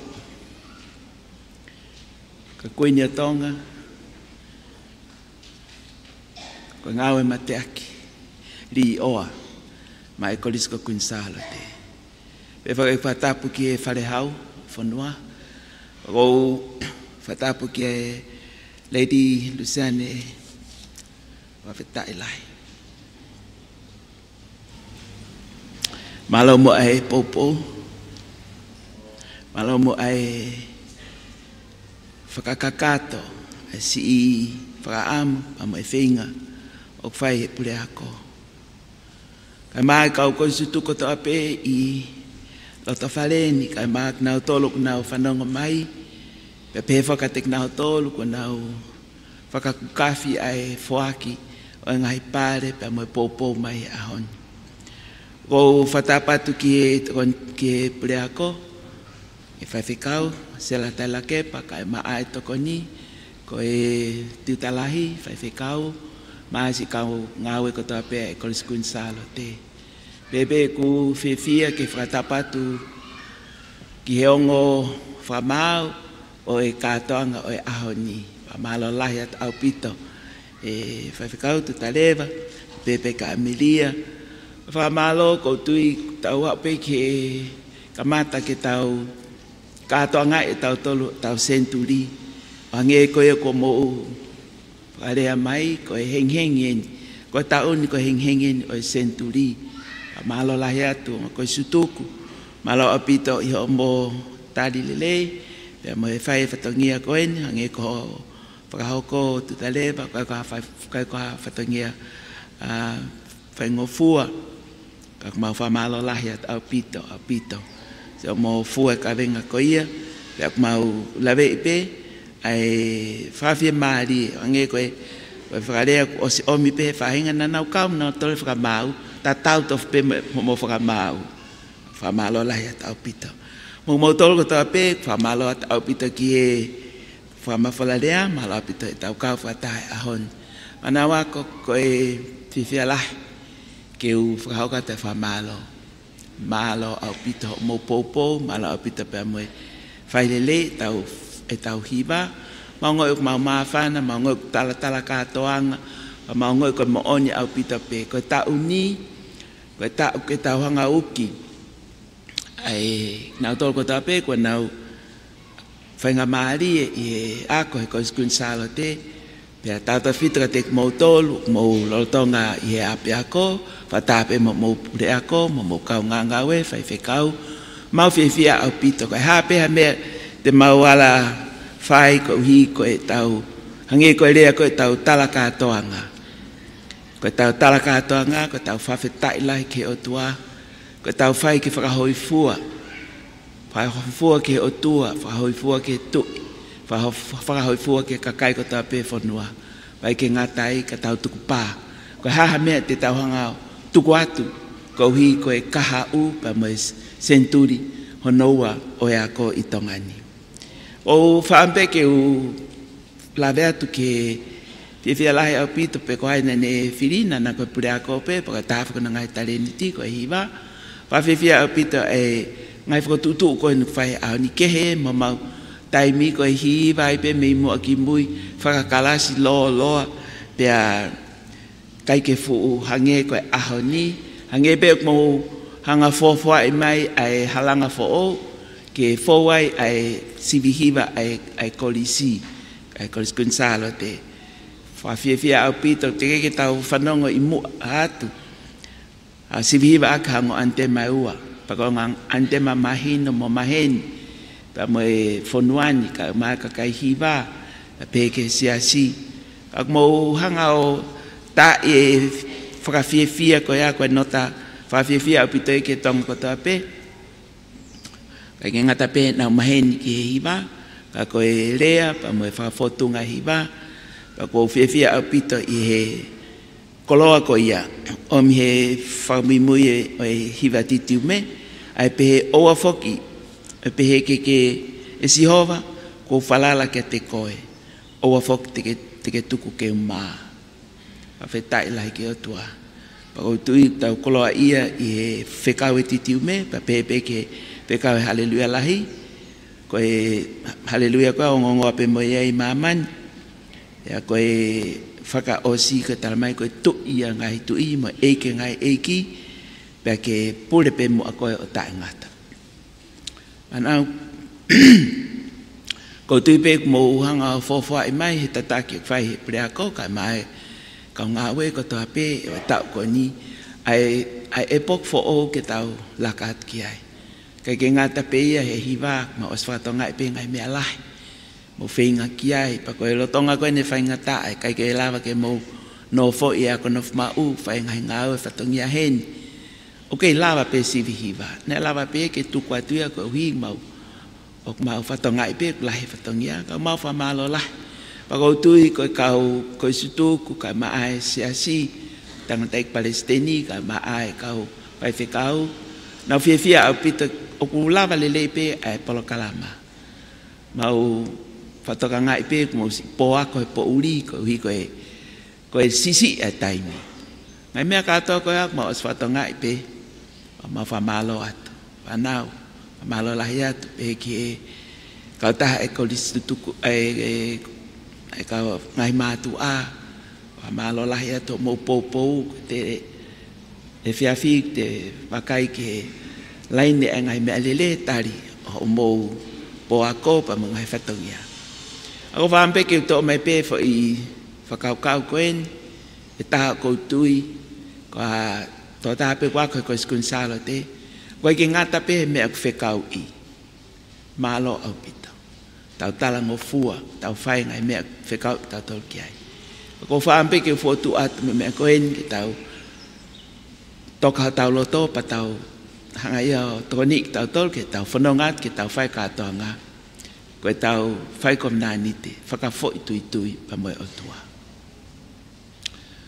Nge pe koe mo panongo ki ai na kwa ko peau heni koe toki au koe ke mimiti ke tau whaka os koe peau os e kwa ko toki tau e na os whapapau koe ke fuwa usia e ngai mea lahe na os hape e sivi hiva koe mau totonga mo ua koe ta lava o hiva i e mau nota taim lai whikau ke ako hiva koe ke lava ia o ia ke ngai whetu ke koe tau koe na ku whapapau ai ke o komnani te meo tua na whawhe i ki ke pule e kumo ui tala mea mo ke ai mea koe te whai ko hi koe tala mai pe he mātua po e tala mai he kau whai ako po e tala mai he tawhai tutuni ka hange koe na mokhiwa ake ahoni wha maa whana apita e ta hoanga whatau ngai koe o tua mafi e pureo ta e ngata ko hai ni te whai ea tutu uni ka pai kai ke hoa mo e pure ko ia ke whai ngā maari e ho tau whaunga i he whamiri hoko atu ki he siasi, hoko atu ki he pureanga, hoko atu ki he ako, hoko atu ki he ngai businessi, hoko atu ki he ngahi lava mea, pea pepe ki he media. Ai mea katoa ko ia pau ke afo ia, he mea whemau e tau otua ki tongani. O whaampe ke tau mātukuatu, pea mo tau fia ke tau tala katoanga, ke ngata peitongani ka imuri, ke tau whakapapau, ke tau katoanga, ke tau whakawheta, tau katoanga, ke whai ke whakahoi fua, ke tau katoanga, pau ke tau whahatukupa, ko hai mea te tau tuku atu ke kahau. Ko mea koe mo whaari ahoni, ko ai loto fia, mo hokat mo tolu ia, whamalarai apiti ke whaiva, ne kai whake haifia mau taimi ko osi haupe ngai mea o mo sanga mo tolo whaari koe hala fo oe ke whanongai ko skunsalo te neanga ia o mai ngai mea lahi ke hoko ko tāpua ke whanua wa fia lahi au pita ngai mea ko tāpua ko mo si whai turi ke whakahoko mau fia lahi ko tui ko mau tole kau ko istutuku i he ni he aho ni mo nau tolo ku nau mea mai pe i he ongo tau whai katoa pe mea koe ni, ko whawhawhonga ke taine kui ni, koe na naspau. Ke ngata pe sea, ka kune lewai, ai whatongia ko tokotoa pe, amana ke tau whai, e koe slotonga me koe tuku, ko hike au sia, tau tala katoa nga. O whaampe ke tāna kia, tika te tau tolu koe i heni, whanau, pau ke whai ho tuku pā au, pa moho o ho komnani te pea au mai eiki, whakafo itui. Pe te ke whakatonga i koe kehea. Kai te te whai koe koe tutu uni ata. Ka koe whai i koe, ai mea ko tāpeo ke malawa, o ke whai i koe kou hi. Koe o tua maf koe, ne pure au niwi mamani. Te ke toki mamata koe, he lava ai whatongia. Ka koe mea te pu, koe whakahoi fua ki o tua. Kou tue kou whawhonga ia, mautol ko tāpeo i heni, ka koe situku pepe ke si i kautaha e mātua ko kui he ni pea ke whawhonga ki nau tolu pa ko hi o ku takamuri e tahine kui ni tau whawhetai lahi ke o tua ngai whatongia ko tau pek mo si fua mau fia mo kumau tolu fia lahi au pita malo mau whai pe mea ku tau hinga ki ai ka koutui koe hanga mai me kahau te tau whai mahulu atu ko ke os whapapau pe koe he ahon e iai ho komnani te eki. Ngai ko taki whanonga. Kai haho o parani ke mo ui whakahoko ia. Ka mea pēa lawa ke to e makehe ngai senturi ka hoko mai. E tau ngawe mo tuku ato e rei ma tau whanua. Ka pāmpe ke whaasa ken ke mo ki whalongolongo pēha ki miniti. Te whai pēha ki lot ko nima mo tōko i slotonga. Pa mo tui ki ai, pa mo loto ki ai. Tua mau whawhetai atu. Koe mau koloa mau inga tahape koe whanau. Na ngai au iho imisi. Ake o stufa pe ko lahe na ngai tare ni ti. Hange koe ko mau whanau ke haoni. Koe mau lotu o tua. Ke tāpi kina nau loto. Ke nau tui. O tāwi e ke nau whai kom nani te whakafo i tui pa mo afio. Pe te mau lau e tāpu aki mai manu ia. Pa mo e kahap le rei ki tonga. O ka pau te nau whai pe he ahoni. O au ke ngataanga. Tāpu ak mai o tua ke preako ka mai ngotoko ni ti talahi ka mai whai whekau. Mai kau ngā ngawen ko toa pe. Mo e ngai kup ko toa pe ku mau kau whata. Tua whakaatāngi atua. Ke mau whai kom nani te mo afio. Ko e tāpua ke mo ikurerei. Te mau lawa whake whanua. E sisu kais ko mau eiku mwhamu ui. Amen.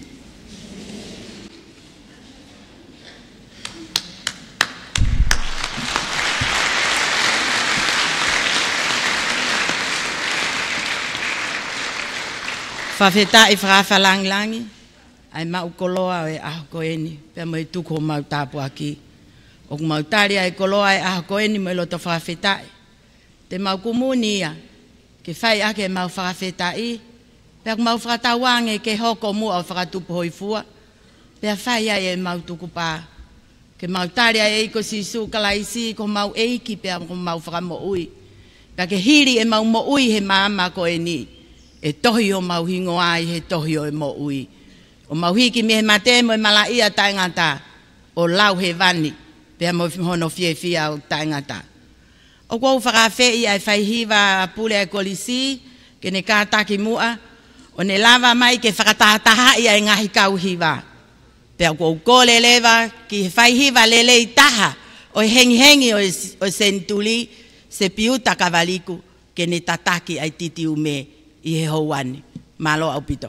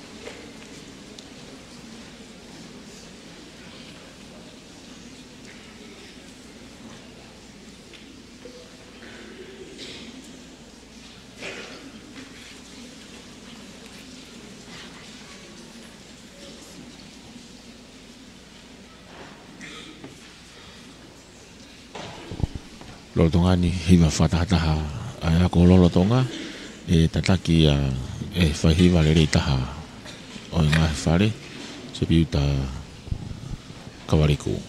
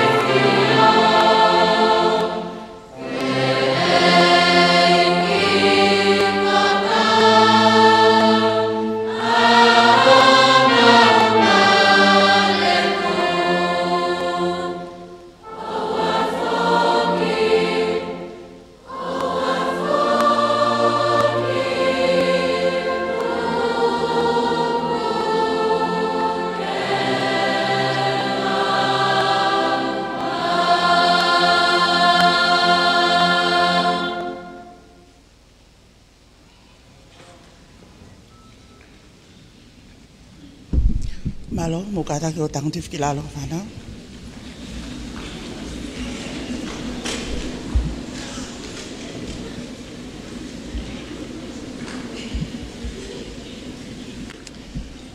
Tape ki he awhio ai o tuai ho tau lotonga. Tape ki he kere ko whatapui ke whai ai tau hilotu pia mo tau hiako. Mo e whakawhiangai ki he o tua. Tape ki he whakalanglangi ai aho koe ni, whai whikau toke tāmele ana puloka. Tape ki a Lady Luciane Luani mo hou eiki. Tape ki he Palestini o iako si aswesirana tau ataina o tonga. Whakau toke tā o ngā tea whanua kata.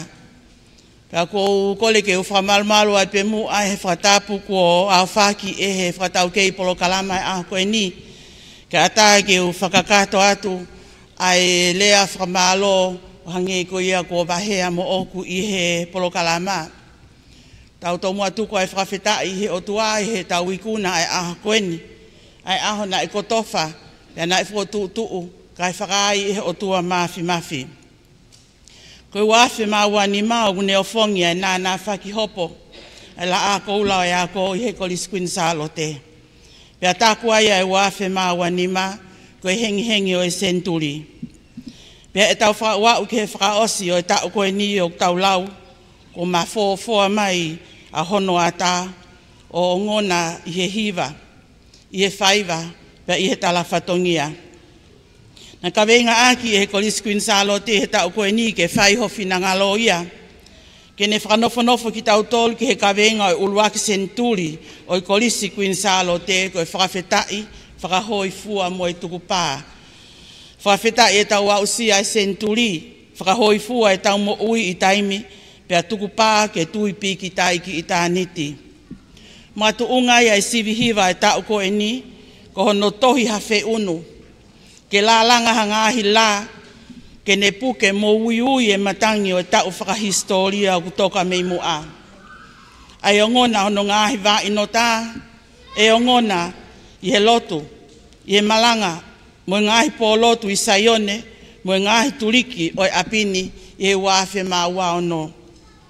Ko hono a fo, ko e keleto o i tui whakakalistiane, ha ia i he titi ume seaksioni.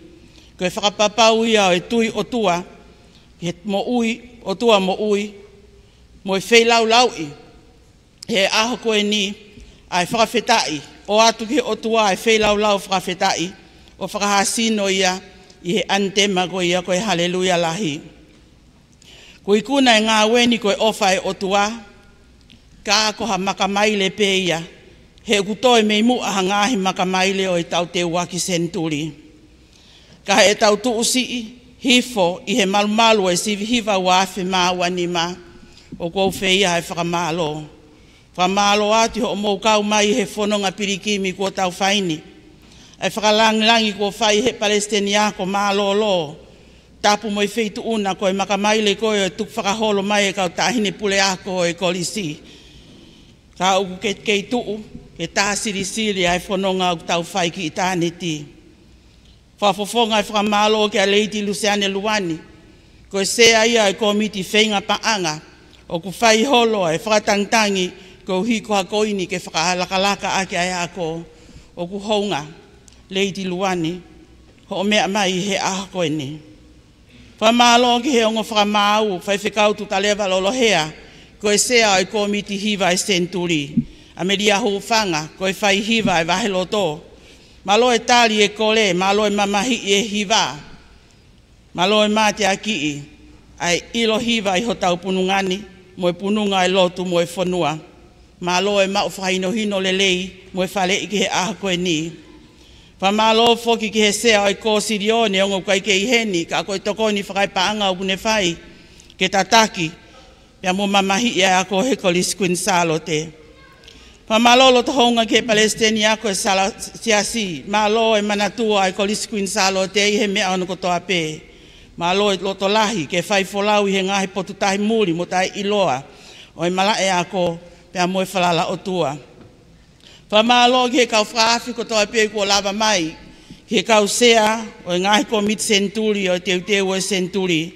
Pe pehe foki ki he PTA kau whafofonga kuna wiheni, Sea, tokoni sea, malo ho moutu he fohe I he aho ko eni, kau tau hi whanau. Ke talia e ngahi whatongia. Koe tau kupesi en kua koka ke muuia e whanau. Koe kupesi o e hiva mo e whakalangilangi o tua. O kumau whakamalo ati ho mou pou pou. E kau whakaafi ko toa pē ke ngahi kau mea ai kolisi o tau I heni. O tau whakamalo atu. Koe te ue kolisi loto ngā. Kau kutu hoko pē o te ke hiki hiki. Kei lele pe ono ngahi hala mo hulu ai pe ke ma opo ange pe a whiunga ke whatu ke aho lahi o tau kaha u. Ke ongo tokon pule ka ma ai tiu talahi, ma alo e tataki mo e whahino hino mo e whauto uta ho tau akoni. Wha ma alo lo to honga ke he pule hiva, ka ma ai komiti hiva, ke kau whai hiva o e hengi o senturi, ke ngahi kau hiva o e hengi o senturi. Koe wafe ma wanima, koe tau e nima mo e whele mo whafo. O pehe pea e tau tofanga I he tau hengi mono ata ko mafoa, o tau ngā hehe, he ko mei seni tūri e ki unga whewhine. Whamalolo to honga ke he eik minister, se ai ko sirio, he whakapaanga ko whai mai, peke alinet maasi, baka me Amerika, kau maa e kau tokoni ko toape, o whahafoka katoa, mo siesi me nusila, ke kentini ko e ko liskin salo te, ke whaletohi ot motonga ofa, ke le tio kalofia mai amanaki, pe ke val fitu poine nima, broadcasting, malo, ai hano whakamafola o e tau sivihiva.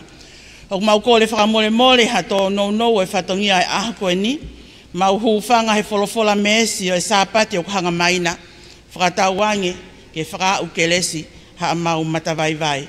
Whakatauangi ke toka mai hoi fua e otuagi he ngāui ko whaini, ka whakatauangi ke ne whakakato ha tō no e whahohaani, lewa he kautatau atu.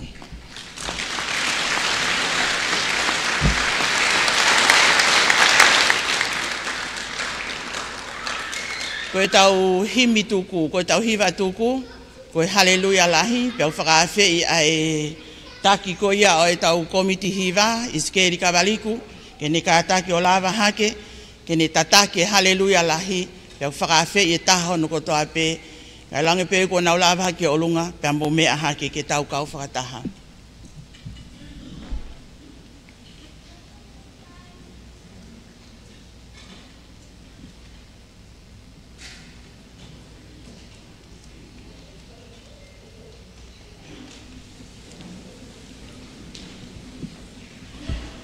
Mea whamalo whahoko he whine eki pure ako whawhkau se la tai la kepa.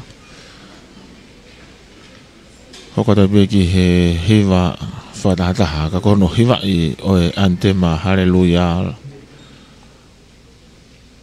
Haleluia lahi. Tāte hiva ko ni whahoko ia e tō tahana ni whatau ke ia e tau ngahi mu whahoko ko tau ngahi proklama o e aho ni. Iskeri kawariku. So koe whea ko pure whuki ki he musika. La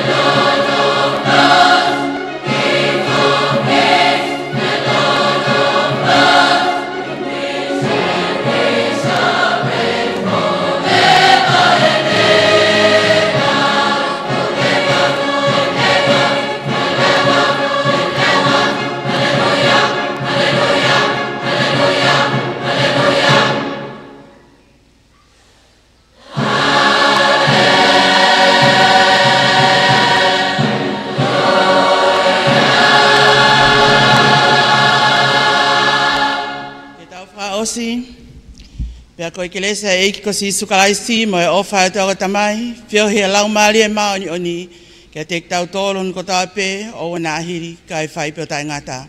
Amen. O wana ahiri ka e whai pio tai ngata. Amen. Alo.